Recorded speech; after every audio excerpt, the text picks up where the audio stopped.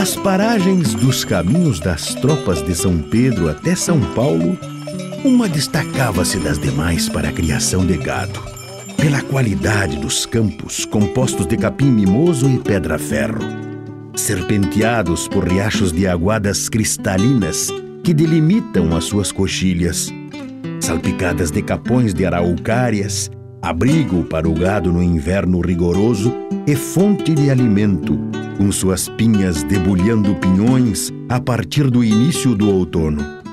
Estas paragens, delimitadas a partir do Passo de Santa Vitória, ponto de travessia do rio Pelotas, a oeste até o rio Pelotinhas, a leste até o rio Lavatudo, até chegar ao final da região das Coxilhas, no início das matas do Cajuru.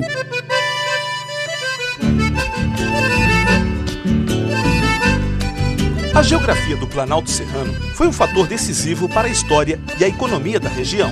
Localizada em Santa Catarina, na divisa com o estado do Rio Grande do Sul, as paisagens dos Campos de Lagens são conhecidas desde 1661 pelos tropeiros que transportavam gado, mulas e cavalos entre o Rio Grande do Sul e São Paulo.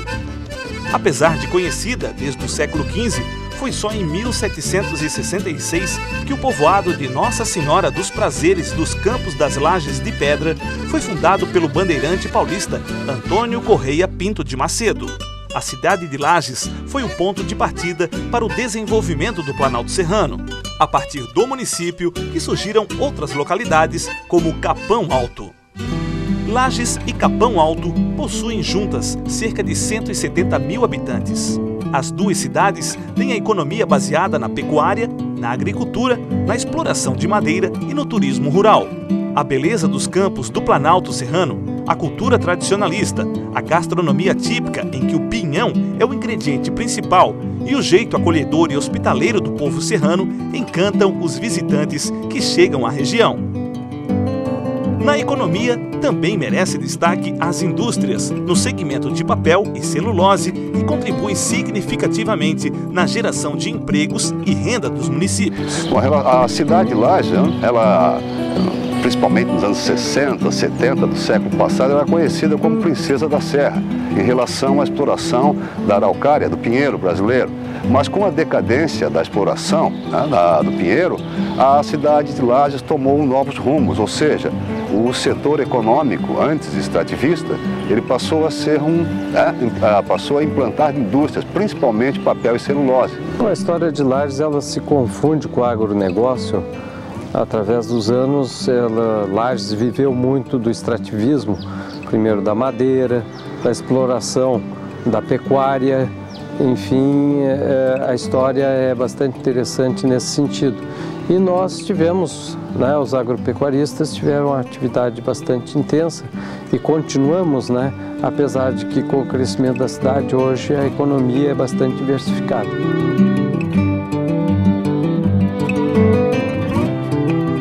Agora, o Planalto Catarinense se destaca para uma nova fase de investimentos.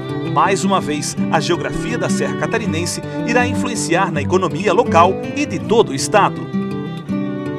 A região, repleta de rios, com corredeiras e quedas d'água, possui um grande potencial para o aproveitamento hídrico com a geração de energia elétrica. A diferença entre o PCH e o HE está basicamente na potência instalada e no tamanho do reservatório. Enquanto que a PCH, a pequena central hidrelétrica, ela tem uma potência instalada limitada entre 1 e 30 megawatts e reservatório normalmente até 3 km², a UHE tem potência superior a 30 megawatts e o reservatório não tem limitações. Para aproveitar o potencial hídrico do rio Pelotinhas, foi idealizada a pequena central hidrelétrica de Rincão. O projeto prevê a instalação de barragens a 50 quilômetros da foz do rio, entre os municípios de Capão Alto e Lages, na Coxilha Rica. A PCH Rincão tem uma capacidade instalada de 12 megawatts, energia suficiente para abastecer uma cidade com 5.000 famílias. A barragem da PCH será de concreto compactado a rolo, com 33 metros de altura e 212 metros de comprimento.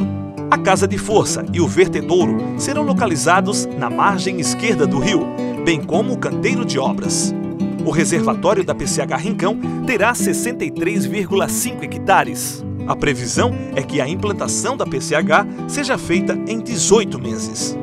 Durante este tempo, estima-se que sejam abertas 180 vagas de trabalhos diretos e indiretos. O empreendimento é da Glep Energias Renováveis e Participações S.A., empresa do setor energético do mesmo grupo econômico da construtora Gomes Lourenço Limitada. Antes de construir um empreendimento hidrelétrico, é necessário fazer um amplo estudo de como o empreendimento irá influenciar a área em que será implantado.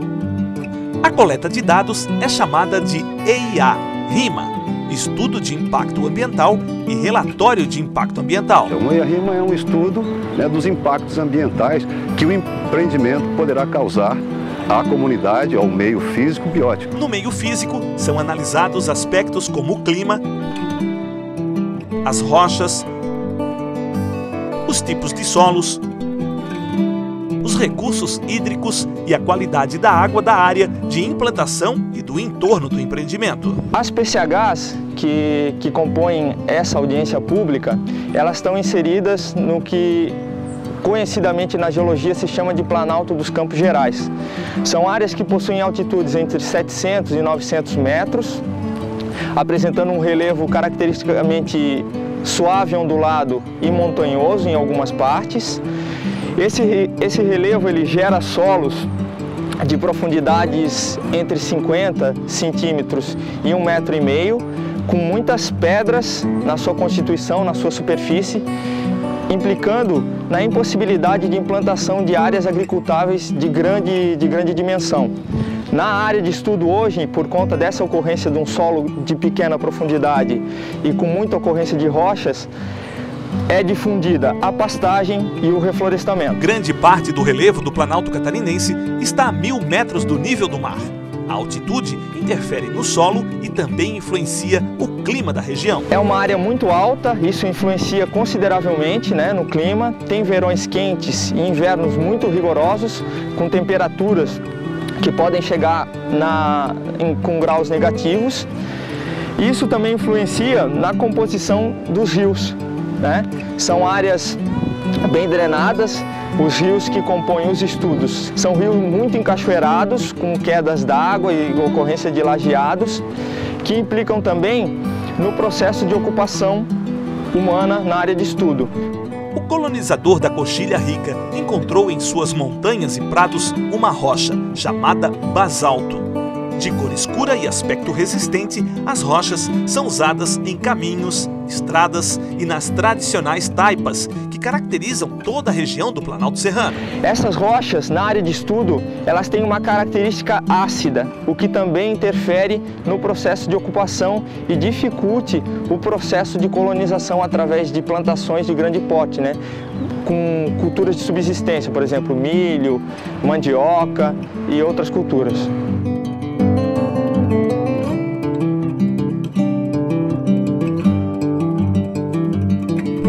A implantação de uma pequena central hidrelétrica pode interferir no curso dos rios.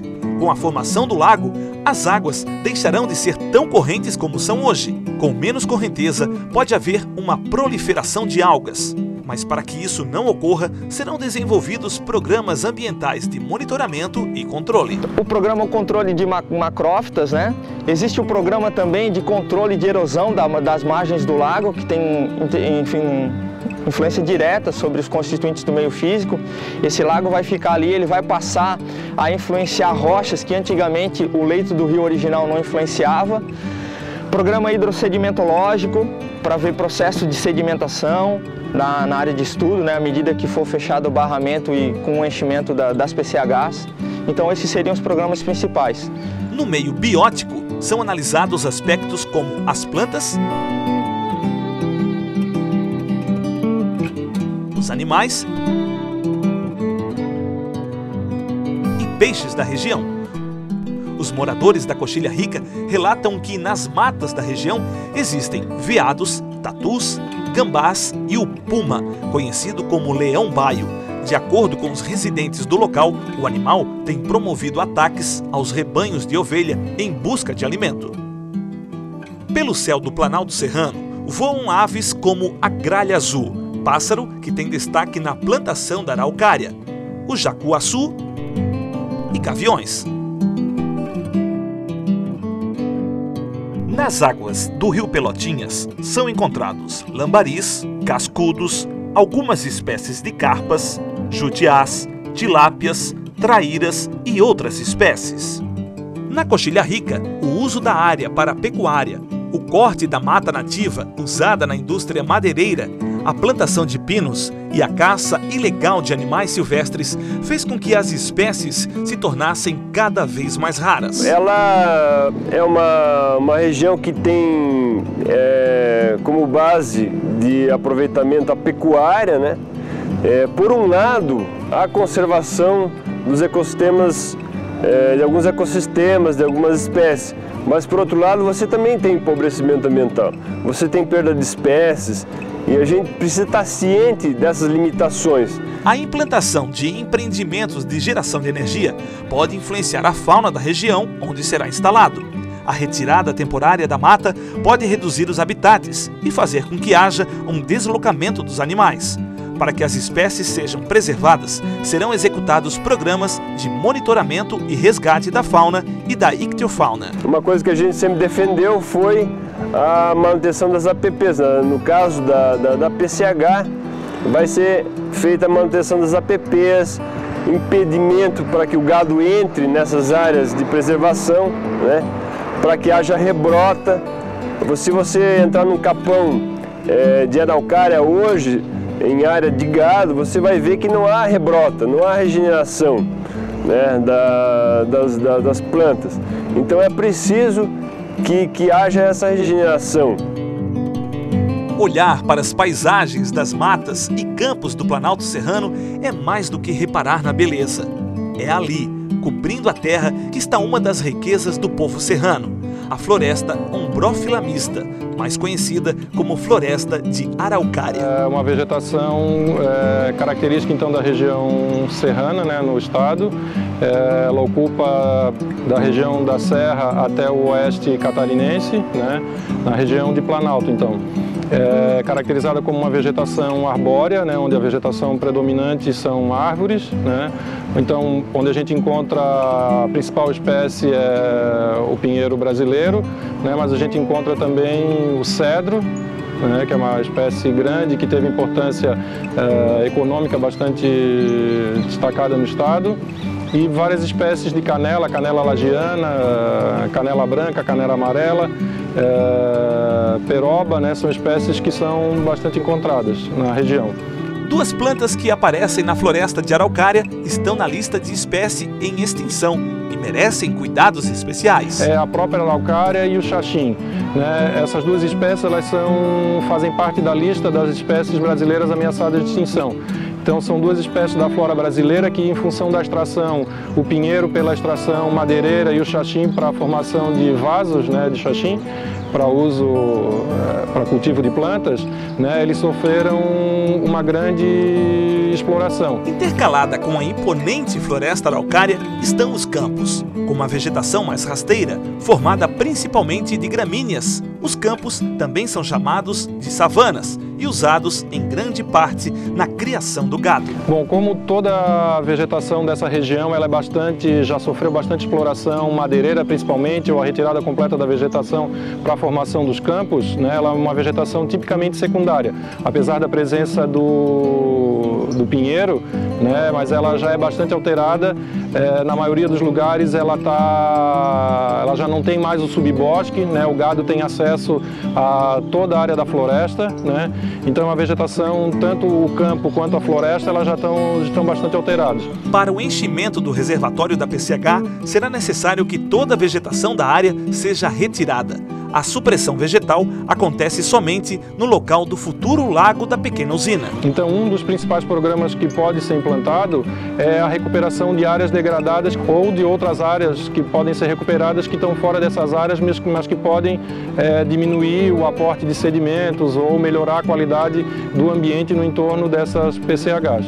O plantio de mata nativa vai recuperar áreas que já estavam degradadas. A conservação das matas ciliares, que ocupam as beiras dos rios, vai contribuir para que os animais encontrem um caminho protegido para se locomover em novos habitats. A principal importância dessas ações, principalmente a recuperação de áreas degradadas, é no sentido de melhoria da qualidade do ambiente e do entorno, a ampliação da área de corredor ecológico, que serve para a fauna e para a própria vegetação, como pontes de possibilidade de passagem de uma região de mata para outra, a diminuição de erosão no reservatório. Acho que esses são os principais características aí da importância desses programas e da recuperação desses ambientes. No meio socioeconômico, são analisados aspectos como a população das cidades abrangidas pela pequena central hidrelétrica, o uso e a ocupação do solo, a economia, a infraestrutura dos municípios de Capão Alto e Lages e o patrimônio histórico, cultural e arqueológico da região. Com o estudo destas características, é possível diagnosticar quais as influências que a região pode sofrer com a implantação da PCH Rincão. As pequenas centrais hidrelétricas, elas são consideradas pelo Ministério do Meio Ambiente e pelo IBAMA empreendimentos causadores de baixo impacto. Baixo impacto porque, em razão dos lagos, a proporção serem pequenas, as áreas inundadas, e aos benefícios, aos impactos positivos que trazem às comunidades. Além de gerar energia elétrica, esses empreendimentos, essas represas, as águas represadas, elas também podem ser utilizadas para outros meios. Entre as influências que a instalação das pequenas centrais hidrelétricas pode levar à região da Coxilha Rica e aos municípios de Lages e Capão Alto estão a melhoria nos acessos, a geração de renda, a ocupação do reservatório para o turismo, a criação de peixes e as atividades náuticas, entre outras. Então a implantação dessas PCHs, ela irá beneficiar o município de Lages, o setor industrial, e também vai influenciar no desenvolvimento do município de Capão Alto. Capão Alto ainda é um município predominantemente rural, enquanto Lages, a população se concentra na área urbana. O povo serrano deixou marcas na cultura, na história de Lages e Capão Alto, na arquitetura das fazendas centenárias e na economia. A rica tradição do Planalto reflete a personalidade de um povo trabalhador, comprometido com a honra e a honestidade. O relacionamento com o povo nobre tem que ser baseado na transparência. Por isso, desde o início, o projeto da PCH Rincão, o processo de comunicação e negociação de terras com os proprietários atingidos foi feita de maneira clara. A negociação foi acertada tudo tivemos reunião, foi exposto tudo direitinho, um diálogo franco, aberto, ele estou satisfeito. Sim. A gente entrou num acordo que acertamos, da Icafina. É assim, comprometida com o meio ambiente e com o povo serrano, que a PCH Rincão será implantada. O objetivo é levar mais desenvolvimento para a Coxilha Rica, sem descuidar das características locais, da tradição do Planalto e de toda uma história rica, carregada de séculos de existência. Quando o empreendedor assume o compromisso de implantar uma PCH, ele já está cumprindo seu papel social, uma vez que a energia elétrica é de utilidade pública e necessária ao crescimento do país. Cumprindo os programas socioambientais previstos no licenciamento ambiental, ele respeita de forma efetiva a comunidade local.